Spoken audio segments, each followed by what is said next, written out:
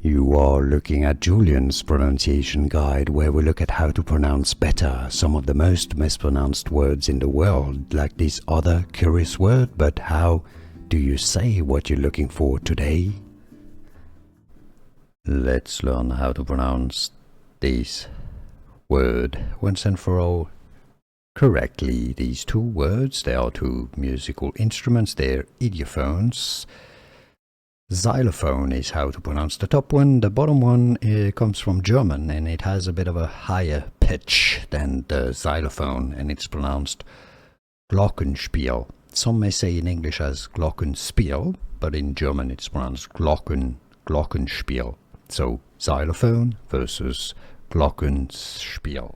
Here are more videos on how to pronounce more confusing words and names too many mispronounced. Like this video if you found it useful. I appreciate your support. I'll see you soon, and thanks for watching.